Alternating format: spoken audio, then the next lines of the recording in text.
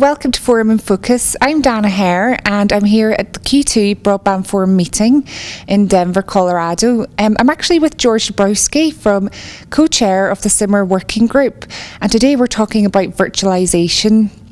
So George, everyone's talking about it, but what does it actually really mean? Okay, virtualization is an interesting topic.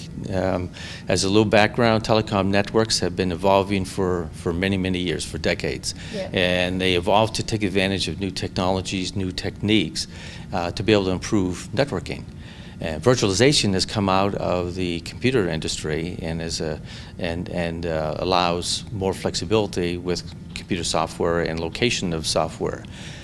The current multi-service broadband networks, however, though, are very heavily, the software is very heavily coupled in with the hardware. And so there's a certain amount of, say, rigidity involved with that.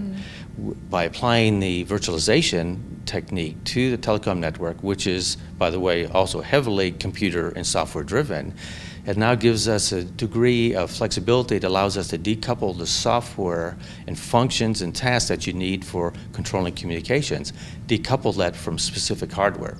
And once you've decoupled that from specific hardware, we can now move these functions to different elements and components in the network.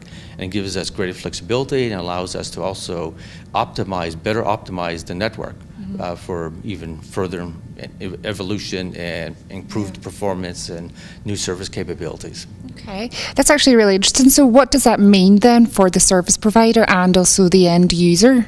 Okay, for the service provider, it'll improve agility. It'll improve the ability to introduce services more rapidly. They want to be able to do more programmability, and this will allow more programmability of those services. And it will improve the operational expenses by reducing OpEx. For the user and customer, what they'll see and what they'll benefit from is they'll get, I would say, better customer satisfaction and faster services.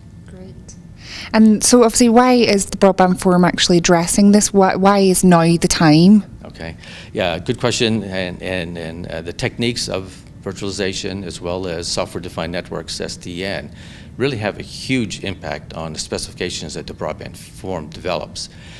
Keeping in mind that before these concepts have been introduced into the network, we had this tight coupling of software functions to specific hardware and even specific vendor products.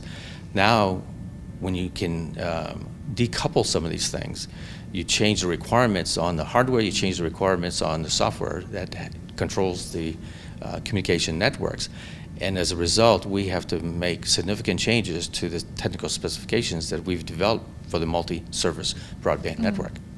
And so just to summarize, George, what then do you think what do you see as the main benefits of virtualization as a whole? I think the biggest benefits are the increased flexibility and the ability to be able to introduce services, new services in the future. Particularly whenever you see new technologies being introduced to the network, people come up with clever ways of inventing new services. So we may not today know what these new services that are really going to be impactful, but I'm confident from my experience that we'll see new services emerge that we never could dream of and we have not defined yet. So it's definitely an exciting time for virtualization, so we just want to stay tuned, really. Yes. Well, George, thank you very much for talking to us. Thank you. And thank you from Forum in Focus.